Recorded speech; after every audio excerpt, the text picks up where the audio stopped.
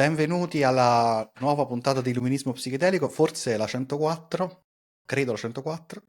E oggi insieme a me c'è Davide Gomba. Ciao Davide. Ciao Federico.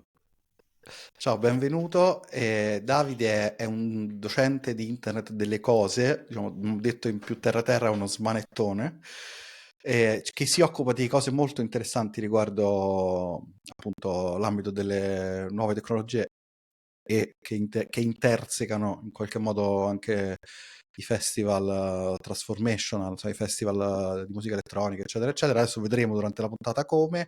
Vuoi aggiungere due cose per presentarti? Sì, ho lavorato per tante realtà che hanno molto innovato con la tecnologia dal basso, una su tutte Arduino. Adesso collaboro con una realtà di Shenzhen che si chiama Seed Studio, e negli anni ho capito recentemente che ho sempre lavorato per rendere la tecnologia più accessibile alle persone, e quindi questo è stato declinato in tanti scenari. Ho fatto workshop con agricoltori nel Cilento, con il mio amico Alex Giordano, un progetto che si chiama Rural Hack. Ho fatto workshop per bambini di robotica e di programmazione, e ho tenuto per tanti anni, ormai 12, un workshop che si chiama L'Utopia, in un festival trasformativo molto grande, che avviene in Ungheria, che è Ozora. E ho Infatti io, pensato, vincendo la discrezione e la timidezza che contraddistingue noi piemontesi, di scriverti una mail dove ti dicevo: vorrei parlare di L'Utopia perché secondo me ti interesserebbe come storia. infatti mi interessa, ma io partirei proprio da questo, siccome magari non tutti sanno cos'è Ozora, quindi partirei da cos'è Ozora e da cosa sono in generale i Transformational Festival. Ok, Ozora è un festival che credo sia nato quando c'è stata l'eclissi ehm, sull'Europa. Potrebbe essere il 97 o il 99. C'è qualcuno che mi ucciderà 99? per no. 99, infatti, ok? Ah. E uno dei punti in cui l'eclissi era perfetta, era totale, era vicino alla ridente cittadina di Pécs in Ungheria. E una, credo, vabbè, insomma, alcune persone convinsero Daniel, che era l'agricoltore che possiede che possedeva, perché è mancato qualche anno fa Daniel, gli appezzamenti di terra vicino a questo piccolo villaggio che si chiama Ozora, vicino ad Adputska, in Ungheria, e lo convinse a fare un party. Era uno dei primi festival, ma di piccole dimensioni. Su YouTube trovate ancora i video, il documentario, i video di questo evento. Poi credo, adesso qua ci perdiamo nei rivoli della storia, credo che poi le persone che hanno organizzato questo evento siano scappate coi soldi e Daniel sia rimasto senza. Però questa cosa qua da verificare, forse dovresti intervistare qualcuno che organizza, qualcuno dell'organizzazione.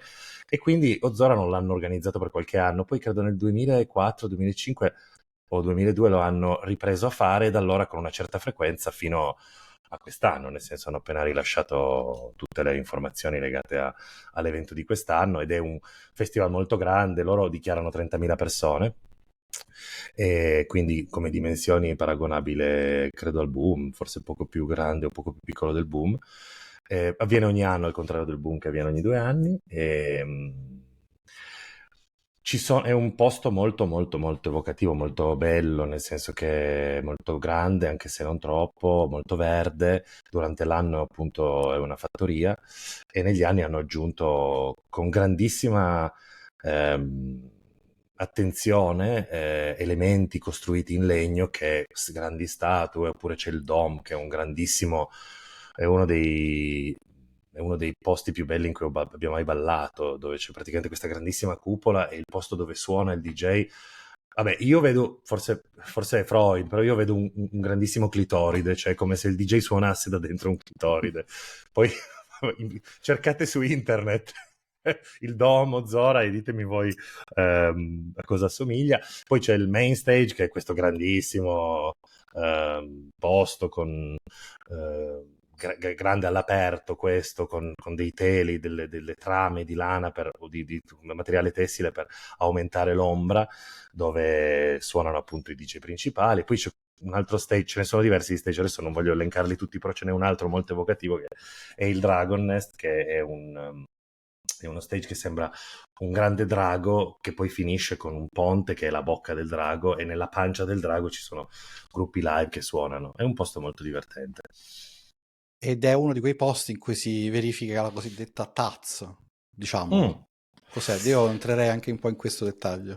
Ma allora, sì, secondo me Ozora è almeno di altri posti, non lo so. Una TAZ, Temporary Autonomous Zone, è un termine che ha definito Hakim Bey nel suo libro, e che può essere però anche un posto online, un posto dove in realtà in un posto come il Fusion o il Boom o Zora sono posti molto grandi dove temporaneamente si creano delle comunità, no? E quindi sono posti che sono luoghi che per esempio si muniscono di un giornale, ci sono delle presentazioni, c'è un'estetica, ci sono diverse estetiche molto precise e riconoscibili, che poi quando torni nella vita reale incominci a riconoscerle, quindi sei anche in grado di vedere le persone che potrebbero essere state in incognito, no? Ti incontri, c'è uno scambio di sguardi e capisci che magari erano Zora con te, no? O erano in un altro Taz. E all'interno delle Taz ovviamente ci sono a livello culturale dei messaggi, delle idee che passano. Per esempio tu hai intervistato una mia amica Giorgia, e lei insieme a un altro mio amico che si chiama Ciaba organizza l'area culturale del Dio Zora. E quindi spero che mi selezionino perché io quest'anno ho una presentazione da portare a Zora. Bene, Giorgia Gaia. Ciao Giorgia. Abbiamo fatto Ciao la puntata Gio, sulla Changa. ciao Giorgia, Ciao ciao Giorgia, carina, chissà se ci sente. splendida. Allora, come sei arrivato a Ozora? A parte che Allora, vediamo dimmi, cosa sì. rispondi. No, no, vediamo Vediamo, che dici. vediamo cosa risponde. Ma Esatto. allora, ho una cara amica che si chiama Katia, che andava a Zora spesso, è stata anche molte volte al Boom, e all'epoca lavoravamo insieme e mi disse, Davide, secondo me dovresti venire con me a Zora. E sono andato a Zora con lei. E poi c'erano anche altri amici, c'è un mio caro amico, il Kix, che quell'anno gestiva, che tra l'altro ha anche una label, Purple Hexagon, comunque quell'anno gestiva un negozio di CD nel mercatino, perché poi c'è il mercato, Zora, ci sono tutti questi ehm, piccoli produttori di cose. All'epoca c'era anche la mia amica Clementina che vendeva, poi c'è un'altra ragazza, Francesca. Vendono indumenti, vendono oggetti. L'anno scorso mi ha colpito, per esempio, Zora, l'anno scorso per la prima volta, anche se poi intervistandoli, chiedendoglielo, ho scoperto che lo facevano da anni. Oltre al vestiario e agli accessori, che sono le cose che trovi oltre al cibo in vendita in questo mercato, c'era un produttore cioè proprio quello era proprio design, erano vasellame, piatti, insomma, robe da cucina, ecco. Molto bello, molto bello. Ovviamente molto particolare come estetica. Io ti volevo... Intanto volevo dire una cosa che... Sì, ci sono sempre queste aree comunque dove c'è del commercio di cibo e oggetti, vestiti, manufatti, ammennicoli. E poi ci sono anche degli spazi culturali dove avvengono incontri, workshop, dibattiti. Tutto questo è, diciamo, frammisto alle zone dove si campeggia e dove si balla, quindi vari stage. Tutto questo insieme, dove insomma, si verifica la Taz, noi lo chiamiamo con i miei amici villaggio del delirio. Non so, Ok, se, non so quanto è bella diffusa, come questa non so quanto è definizione. diffusa, se è nostra forse. Adesso la adotterò anch'io, il villaggio del Villaggio del delirio. delirio A è la nostra Ozora... nazione preferita. Beh, a Ozora in realtà il villaggio del delirio è diviso in varie sezioni. Per esempio, nella parte più alta c'è una collina, c'è lo spazio dei bambini bellissimo a Bushiland perché ci sono un sacco di bambini a Ozora, cioè precisiamo, ci sono un sacco di famiglie.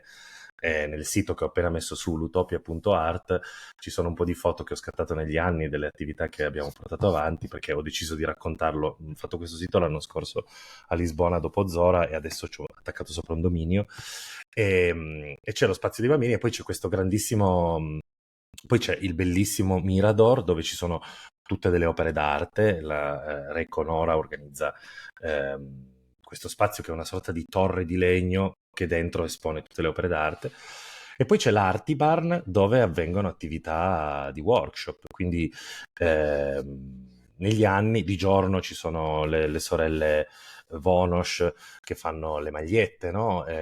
Fanno dye paint, colorano le magliette in vari modi o ci stampi varie cose, poi ci sono quelli che fanno wood carving, fanno clay, quindi fanno modellazione. Scusa se uso termini inglesi, ma adesso parlo inglese, quindi mi vengono in mente robe inglesi. Fanno modellazione di cose con la creta, e di sera negli anni c'eravamo noi di Lutopia, insieme ad altri, non solo noi, c'erano anche degli splendidi ragazzi austriaci che non vengono più, che facevano liquid painting con le lampade, quelle che io e te ci ricordiamo perché siamo vecchi abbastanza per ricordarcelo. Quando non c'erano i computer per fare le slide, usavi quelle lavagne luminose. Ah, sì, sì, certo. Lavagna luminosa. Sì, sì, poi spesso ci sono delle proiezioni, anche, a volte anche dei vecchi film, che uno però si può vedere, insomma, ti guardi qualche minuto e te ne vai di solito, però insomma ci sono tante Dipende in cose che stato interessanti. sei, cioè Esatto. dipende. No, allora, questa cosa qua Zoro non la fanno più tanto. Al Pumpui proiettavano una sera, al Pumpui proiettavano robe tipo Miyazaki oppure Koyaanisqatsi, i film di Godfrey Reggio, che sono Cioè di tutto, io ci ho bellissimi. visto pure Fellini, Cioè, Ma perché tu sei andato... Vabbè, Fellini tanta roba. Quale hai visto di Fellini in un festival ma chi si trasformativo? ricorda, però mi ricordo nitidamente, poteva essere, La forse era, strada, no, forse era depressione. Marcord, non lo so. Ah, Marcord, bello, sì, Sì. sì, sì. Ma Oppure La grande veramente, abbuffata, che forse non è neanche di Fellini. Vabbè, basta, no, fine. non è di Fellini, Sky's the limit, comunque che quello che gli viene in mente possono fare. È interessante questo, io partecipo tutti gli anni, non sono mai stato, proprio mai stato a Zora, però partecipo ai festival di solito in Italia, tra l'altro anche io con dei workshop, che non sono workshop nel mio caso, ma sono puntate del podcast ormai. Però ecco, cosa avviene in un workshop di Lutopia e cos'è l'Utopia? Andiamo un po' più nel dettaglio. Allora, l'anno dopo, quando Katia mi portò a Zora, un altro nostro amico che si chiama Roberto, che anche lui fa il DJ, Fog, mi mise in contatto con un organizzatore di eventi culturali californiano, Scott Belbin. E Scott mi invitò perché all'epoca io facevo molto divulgazione di open hardware, innovazione dal basso, legata anche ad Arduino, e mi chiamarono per fare una presentazione nella Chambok House dove fanno le presentazioni Ozora. E questa presentazione terminò con, avevo portato un piccolo giochino che poi è diventato quello che facciamo sempre, sono i LED throwies, e cioè praticamente attaccare a una batteria a un LED, una batteria da 3 volt a un LED, un LED di piccole dimensioni con una batteria attaccata rimane acceso per mesi, ed era una sorta di attività decorativa che aveva inventato il Graffiti Research Lab di New York per decorare la città. Quindi loro attaccavano con questi magneti sui tram della città, sui bus della città, e questi LED decoravano i bus per mesi, no? A meno che qualcuno non li togliesse. Io l'ho portato, l'abbiamo adattato a Ozora e l'abbiamo fatto diventare un modo per far... Questa era proprio la cosa base, cioè un'attività che dura 5 minuti, perché poi devi anche capire che il tempo che la gente ha a disposizione, questo poi l'ho capito negli anni, di fare un'attività è proprio molto legato al loro stato di quel momento lì, no? E quindi il LED Throwy praticamente era diventato una sorta di decorazione dei vestiti, e la gente ha iniziato a decorarsi i vestiti così. Quindi i primi Lutopia era praticamente solo il LED Throwy. Proprio quell'anno lì, il primo anno, nel pubblico c'è un ragazzo tedesco, era molto entusiasta di quello che stavamo facendo, e l'anno successivo l'ho chiamato a tenere workshop con me perché poi non avevo persone, cioè poi negli anni ho invitato tanti amici miei, moltissimi hanno detto no, non vengo, e alcuni invece sono venuti per un anno, altri hanno cominciato a venire a essere titolari quasi del quintetto base di Lutopia, e quindi abbiamo aggiunto cose. Questo ragazzo tedesco si chiama Sven Wagner, non viene più a Zora, però ci è venuto per tantissimi anni, e con lui che comunque aveva delle competenze elettroniche, di programmazione un po' come me, abbiamo introdotto per esempio un altro famoso progetto open source che si chiama Tiny Matrix, che invece è proprio un amuleto con una matrice che saldi sopra un microcontrollore e poi farà apparire delle scritte, no? Quindi un sacco di gente si faceva questi pendoli, questi portachiavi, che poi in realtà loro facevano da noi l'elemento elettronico, ma poi andavano per esempio nel workshop di cuoio e ci costruivano intorno, abbellivano questa cosa con altri elementi, proprio come recentemente invece questi elementi si creano praticamente dei mix tra le varie attività. Quindi per esempio negli ultimi anni ci sono delle ragazze che portano tutti gli elementi con delle piume per decorare per esempio i monili che uno ha, e dentro ci mettono i LED, e quindi questi monili diventano colorati, cioè che diventano non colorati, sono già colorati, diventano luminosi, diventano luminosi. Ma la cosa interessante è che quando si vedono queste cose, le ho viste anch'io, praticamente tutte quelle che hai descritto le ho viste nei festival. Dopo qualche anno diventano mode, però c'è un delay di qualche anno. Absolutely. Certamente è quello che dicevo prima dell'estetica. Ci sono dei trend che ho visto, ho intravisto, modi di vestire di persone, sono persone totalmente diverse da come vesto io.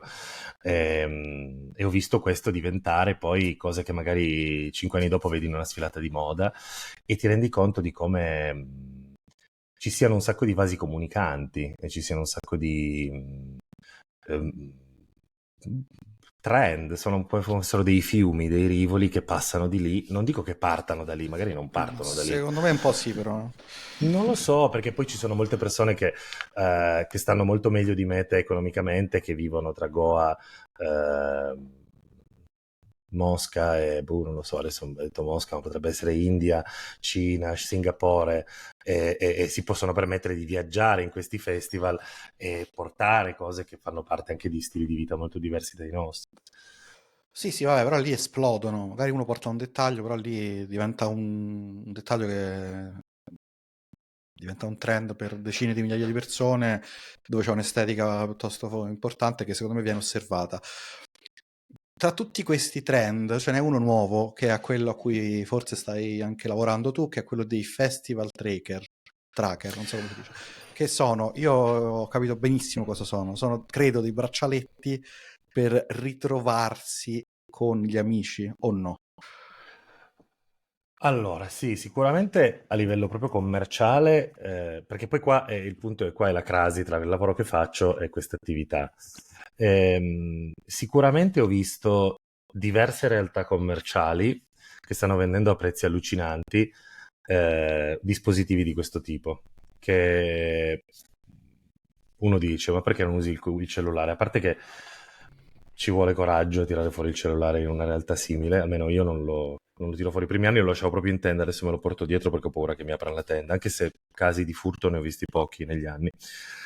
Però sono dispositivi che non usano, perché in realtà io per esempio col mio internet service provider del cellulare non prendo Zora, ed è bellissimo, però non riesco cioè devo andare sulla punta della montagna per ricevere i messaggi WhatsApp, e a un certo punto arrivano tutti WhatsApp. No, spieghiamo un attimo per chi non lo sa, questo va un po' spiegato secondo me. Vai, vai. In questi festival, anche in quelli più piccoli, figuriamoci in uno con 30.000 persone, tu ci vai di solito con un gruppo di amici, o ti vedi là con degli amici, oppure ti vedi là con degli amici, oppure ci vai proprio con degli amici. E poi, essendo che è un villaggio del delirio, tendenzialmente ci si perde. Cioè, uno, uno va a vedere le stelle, un altro vuole andare a ballare, un altro vuole la birra, un altro vuole andare a vedere gli ammennicoli luminescenti, e dopo mezz'ora te li sei persi tutti, oppure tutti tranne uno. Però in effetti tu magari puoi avere desiderio di rivedere i tuoi amici e può diventare difficile perché ognuno segue chissà cosa gli passa per la testa in quel momento. E dunque ribeccarsi può essere difficile, però devo dire pure che il fatto di poi ci si ritrova per caso, ma il fatto di perdersi e di ritrovarsi anche per caso è parte della poesia di questa esperienza. È molto bello quando ritrovi gli amici. E il sistema che per ora utilizziamo noi, poi ci perdiamo una prima volta, poi ci ribecchiamo, ci diamo un appuntamento tipo sacro alle 3 per forza sotto questo pilone che regge la tensostruttura del main stage. Ci vediamo in questo punto alle 3, magari all'1:30, però poi alle 3 tutti quanti completamente sconsolati vanno al punto di incontro pensando di non trovare nessuno, e poi ci ritroviamo così. Questo è un sistema che usiamo noi. Invece, da quanto ho capito, stanno sviluppando Però qualcos'altro. aspetta, perché facciamo una precisazione ancora a monte di quello che hai detto, secondo me. Allora, vai al festival con gli amici, sì, però io negli anni, visto che andavo anche con persone che era la prima volta che andavano a Zora, io facevo sempre questa precisazione, cioè negli anni, ci è impiegato anni a raggiungere questa consapevolezza, però io vado da solo, nel senso sono sempre con amici, grandissimi amici, però per tutti è chiaro che il- la prima, l'unità minima di, come dire, l'unità minima sei tu e sei solo. E su questo faccio una precisazione. Per esempio, io non sono mai andato con una mia compagna, Ozora, e ho visto, per esempio, sorelle venire con me, Ozora, e quando sei in una situazione come quella, con una persona di cui vuoi prenderti cura, molto vicina a te, secondo me è un elemento di stress molto forte. Perché ti vuoi sentirti vicino a lei o comunque vuoi stare con lei, però in realtà è una condizio sine qua non quella di perdersi. Noi a Ozora, per esempio, non abbiamo neanche più il punto alle 3 di pomeriggio, cioè sappiamo dove balliamo in tutti gli stage. Quindi se io vado in uno stage, prima vado in un posto dove so che troverò, se c'è qualcuno dei miei, tra virgolette, e poi invece vagherò e magari li troverò altrove. Per esempio, l'anno scorso sono andato con un amico che si chiama Andrea, ed era incredibile perché io e Andrea ci beccavamo sempre. Cioè, paradossalmente è come se fosse... Ci sono persone che hanno anche proprio all'interno dello spazio del festival, ti incroci più spesso, altre volte invece ti perdi immediatamente. Vabbè, perché dipende, Eh, c'è chi ha traiettorie più simili, questo succede sempre. Assolutamente, poi entriamo qua in ambiti che, boh, non so cosa, ci sono Vabbè, vari questo poi elementi. diciamo che qua veramente vale la compressione individuale di ognuno. Io per esempio sì, mm, lo dico sempre a tutti, soprattutto quelli che mi conoscono meno, che vorrebbero stare con me, io ho detto, ragazzi, io non mi prendo cura di nessuno perché mi devo prendere cura di me. Cioè, devo arrivare... Ma non è neanche un discorso egoistico, No, però, no, ma nel cioè... senso è così. Però se ci va, se tra le persone c'è Ilaria, invece voglio stare con lei. Ne hai fatti Però tanti di... Tra l'altro la l'unico tua modo è puntata stare 100, attaccati, cioè, vicini sempre, perché sennò ci... ho ascoltato la puntata 100 e mi è piaciuta tantissimo, volevo... Sicuramente è la puntata più bella di Illumiso Psichedelico. Grazie, E non so hai se è fatto vero. tanti festival, non lo so se è vero. Vabbè, anche quella con Eh. Massimo Izzo, che conosco e saluto, è stata molto bella. Però si hai fatto tanti festival con Ilaria. Sì, sì, soprattutto poi negli ultimi anni vedo che mi fa piacere quando se c'è voglio stare con lei. Però quindi non è detto che uno vuole stare da solo. Di sicuro, ecco, quello che dicevi tu, cominciare a... siccome so come starò io, so che non potrò prendermi cura di altri, ecco. Questo è No, ma certo. poi però per le persone con cui ci sono due cose che aggiungo. Con le persone con cui faccio il workshop, io mi vedrò al workshop alle 8 di sera perché dalle 8 a mezzanotte di solito, adesso me l'hanno spostato a pomeriggio che non c'entra molto, però c'entra, insomma, va bene così. Altra cosa curiosa, col fatto che abbiamo dei punti in cui stiamo ogni anno, e io sono 10 anni che ballo nello stesso posto del main, cioè bisogna essere precisi su queste cose, ho fatto amicizia con quelli che ballano Che... sempre lì. E certo, perché poi li ritrovi. Questa cosa è bella pure. Dopo Sì, ma qualche anno, cioè, è vero, dopo qualche anno, poi le facce, oh, quelli che becchi alle assolutamente. 5 di mattina Cioè sotto io, casa, per sono quelli. iniziare, sì, So- so- cioè io dopo 5 anni ho fatto amicizia con dei ragazzi israeliani, con dei ragazzi tedeschi, e adesso vengono e mi offrono la birra. Oppure sono io che arrivo con le birre e gliene do una, cioè è proprio diventata una cosa, siamo diventati amici del main o del dome, insomma, Beh, io è meraviglioso. c'è una ragazza che conosco a Firenze, ma non la vedo mai. Ma noi ci becchiamo Che non sai neanche praticamente. come si chiama, No, lo so come si probabilmente. chiama, lo so come si chiama. Non lo Ok, dico, però lo so. ok. E noi non la vedo mai, ora non sto neanche più a Firenze, non la vedo mai in città, mai, anche quando ci Però vi stavo. beccate sotto cassa. Ci becchiamo sotto cassa la mattina e quello che ci diciamo è a ballare, fondamentalmente ci diciamo come va? Vabbè, ma finché ci vediamo la mattina all'alba a ballare, tipo all'Atlas, va tutto bene. Cioè, nel senso è la manifestazione che la vita sta continuando bene, o comunque Sì, accettabile. tra l'altro, piccola parentesi, i sound system di questi posti sono, come potrete immaginare, delle montagne, nel senso, adesso non solo i nomi, ci sono vari sound system famosi, però non mi metto a Function nominare. One, vabbè, ci stanno Function tanti. One, sì, Sì, Marzi, sì. comunque. Il punto è che la musica è molto alta, come potrete intuire. Una volta ho portato mio figlio a un piccolo festival quando aveva 10 anni, no, quando, tra la quinta elementare e la prima media, e gli avevamo messo i tappi per le orecchie. Ma in realtà lo spettro musicale, lo spettro dell'audio è talmente potente che tu in realtà puoi parlare con qualcuno, semplicemente ti trema la faccia, ma riesci a comunicare molto meglio che in discoteca, per esempio. Sì, sì, Questa è una cosa curiosa che uno non pensa. forse perché sei all'aperto, quindi il suono si disperde, non lo so. non rimane lì, non è chiuso. Certo. Io però tornerei un attimo, adesso abbiamo fatto un po' di excursus a questa storia dei festival tracker, che io personalmente non vorrei usare, però cioè, mi piace mantenere questa roba che ci perdiamo e ci ritroviamo. Però come funzionano, cosa sono? Ma allora, come ti ripeto, ho visto a livello commerciale uscire questa cosa qua. Quindi ci sono dei prodotti molto costosi che qualcuno si potrà permettere, io sicuramente non li comprerò. Però, contemporaneamente a questo ho visto una serie di YouTuber e di gente che smanetta, che se li è costruiti. Non è molto difficile costruirselo in realtà, perché devi prendere un microcontrollore, gli attacchi un dispositivo, la comunicazione che si usa per fare un'operazione di questo tipo si chiama LoRa e va a 868 MHz. I nostri cellulari vanno a 2,4 GHz o 5 GHz, cioè la distanza di potenza e di frequenza è altissima, cioè quindi l'868 MHz è una comunicazione lentissima che io uso per esempio in agricoltura tecnologica. Sono dispositivi che consumano poco e mandano pochissimi dati e quindi le batterie durano tipo anche 10 anni in alcuni casi. Quindi alcune persone hanno incominciato a autocostruirsi questi dispositivi.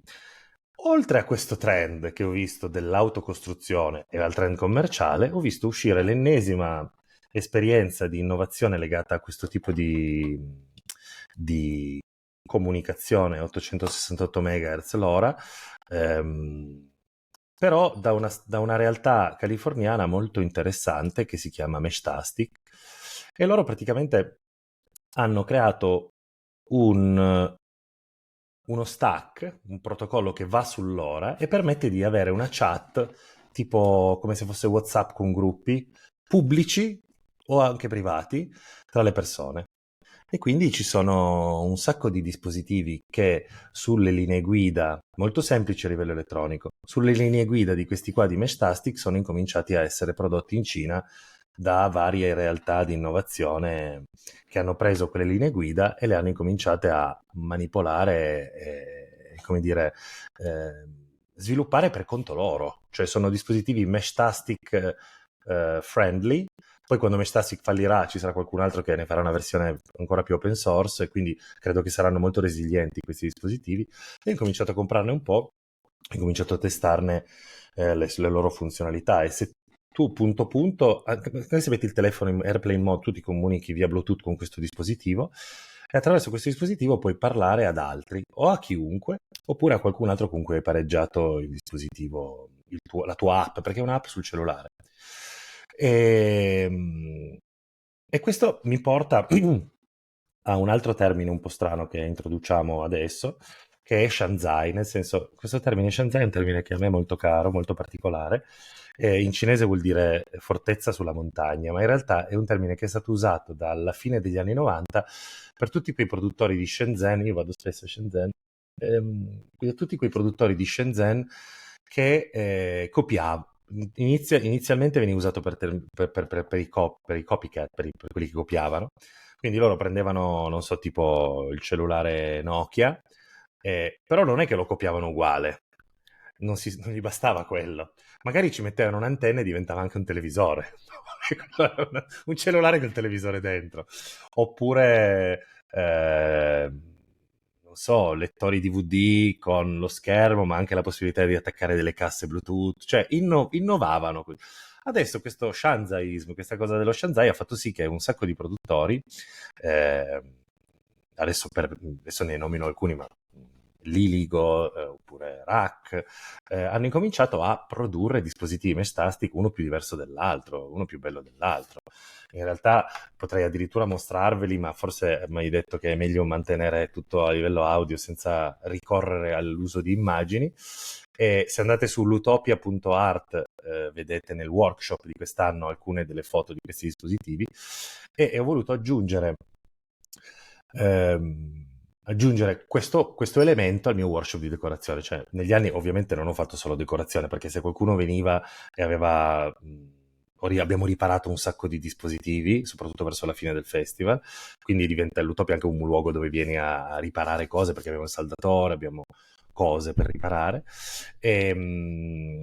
E quindi abbiamo aggiunto questo elemento. Poi, visto che io collaboro con varie realtà cinesi, ma soprattutto con Seed Studio, Ho parlato a Eric Pan, che è il capo di Seed Studio di questo progetto, e abbiamo un'intenzione, cioè lui praticamente sta producendo un tracker per l'Utopia, ci stiamo pensando di produrre un tracker per l'Utopia, non credo faremo in tempo, i tempi sono un po' stretti, però per tornare al tuo discorso, a me non interessa fare un tracker per non perdersi nel festival.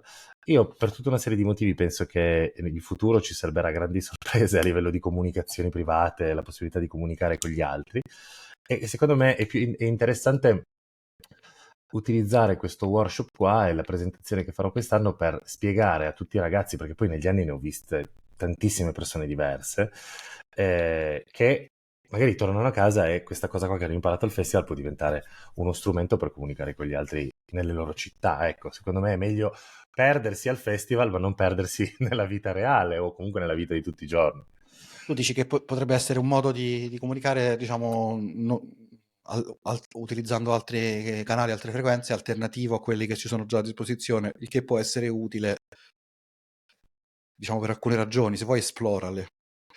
Non lo so, no, nel senso, io prima, per esempio, prima di Meshtastic, l'altro trend che ho parzialmente cavalcato si chiamava Helium ed era praticamente, vendevamo questi router che la gente si metteva in casa in tutta Europa, che avevano un'antenna di una certa dimensione outdoor e praticamente tu coprivi grandi, cioè queste antenne se sono esposte hanno 20 km di bolla, di gittata. E quindi, cioè, se tu metti un dispositivo di questi qua sul tetto di casa tua, probabilmente puoi coprire una piccola cittadina. Torino, che è la mia città, ne basterebbero 3 o 4. E questa è una cosa molto interessante. Per agricoltori con cui lavoro abbiamo messo antenne di questo tipo che non parlano mesh tastic, sono reti private LoRa per comunicare all'interno dell'azienda agricola, o l'ho fatto anche con delle fabbriche. Sul coso che mi hai chiesto di esplorare, semplicemente cioè, ci sono una serie di segni che vedo intorno a me, ma non sono io paranoico, nel senso c'è una proposta di legge della Comunità Europea del 2022 che minerà la privacy dei nostri messaggi, ci sono un sacco di trend che vediamo intorno a noi, purtroppo viviamo in un periodo storico molto ingarbugliato, no? E quindi fa molto comodo a chi controlla le telecomunicazioni il fatto di controllare le telecomunicazioni. Questo è un po' mi sono girato intorno.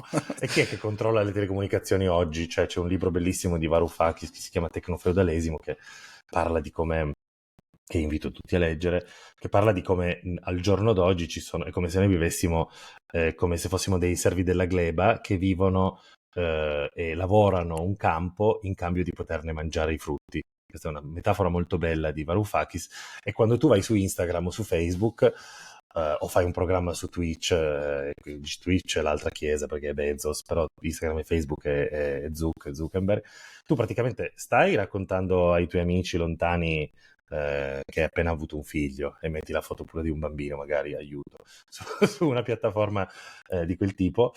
E però in realtà loro hanno gli strumenti per capire, adesso non voglio fare il paranoico, però per capire chi sei, no? E queste cose qua lo sappiamo perfettamente, sono state usate in tanti modi molto brutti negli ultimi anni, Però dalla cioè, Brexit in giù. sì, però diciamo è legale invece a girare questa cosa. Mi sembra anche un po' il sistema quando c'erano le comunicazioni radio durante la guerra, che Guarda, erano... nella mia presentazione parlo moltissimo della radio perché adesso in realtà sto raccontando proprio una piccola parte della mia presentazione perché non voglio passare per pazzo. Però parlo della radio, per esempio c'è stato tutto il fenomeno, noi in Italia abbiamo una grandissima storia della radio indipendenti, una su tutte Radio Alice, ma ce n'erano anche alcune nel sud molto fighe che adesso purtroppo non mi ricordo il nome. Poi c'è stata l'esperienza del mio, era questa radio che ehm, era una radio nelle acque territoriali, nelle acque internazionali vicino alla Gran Bretagna, e però veniva su una nave, ci hanno anche fatto un film molto bello, e che però veniva ascoltata su Londra e sulla costa, insomma, veniva presa. E quindi cioè, sicuramente qua stiamo parlando del grandissimo potere totalmente trascendentale delle frequenze radiofoniche. Sono stato a Rio de Janeiro e quando vai dietro al Cristo Redentor c'è un busto di Marconi. Uno dice: ma che c'entra Marconi col Cristo Redentor di Rio de Janeiro? Il Cristo Redentor, quando è stato inaugurato, c'erano le luci che sparavano, no? C'era tutta la gente su Rio, tutti quanti, sta per accendersi il Cristo Redentor, ma il Cristo Redentor è stato acceso dal Papa da Roma con un dispositivo di Marconi, cioè quindi il Papa premette un bottone e questo segnale radio fece tutto l'Atlantico, arrivò a sud, a Rio de Janeiro e oh mio Deus do céu, si è acceso il Cristo Redentor. Quindi è una potenza pazzesca che dobbiamo, secondo me, riappropriarcene senza usare reti di altri. Questo è un po' il messaggio. Sì, no, io lo capisco, ma la domanda è che non lo so in effetti, se è proprio legale farlo. Allora, le 868 MHz in Italia sono semi-libere. Gli unici che usano 868 MHz sono i poliziotti per alcune frequenze, però sono libere. Il LoRa è legale, è un protocollo che è legale, viene usato, io l'ho usato nelle fabbriche e nei campi, quindi è legalissimo. Secondo me invece negli anni il fatto di mandare attraverso il LoRa comunicazioni criptate diventerà illegale, però non lo è ancora. Ok, va bene, no. Secondo me era interessante esplorare, cioè effettivamente è interessante esplorare tutta questa cosa e anche, diciamo, il potenziale delle onde radiofoniche, in generale della radio, c'ha qualcosa di Il magico. potenziale delle frequenze. Esatto, c'ha qualcosa di magico e anche un po' di psichedelico, quindi a me me lo fa stare simpatico. Va bene, guarda, secondo me possiamo anche chiuderla qua. Che dici? La chiudiamo qua, va bene, perfetto. Vabbè, Vai, niente. vai, vai. No, chiudi. No, volevo fare una nomination, volevo nominare un'altra persona che secondo me dovresti intervistare, che è il mio amico Riccardo Lanfranco, che lavora, il suo nome d'arte è Corn79, lavora da tanti anni in una branca del graffitismo, lui fa tante cose diverse, però graffitismo psichedelico, io vado spesso con lui a Ozora e lui ha decorato tantissimi festival, anche il Modem. Secondo me sarebbe molto interessante intervistarlo. Va bene, io diciamo raccolgo questo invito e chissà che non faremo questa intervista, vediamo, magari anche a Torino, vediamo. Magari a Allora Torino. io Davide ti ringrazio, ti saluto, ovviamente siamo leggenda. Siamo leggenda. Ciao caro, è stato bellissimo. Ciao, Un abbraccio. grazie. Ciao, ciao, ciao, ciao.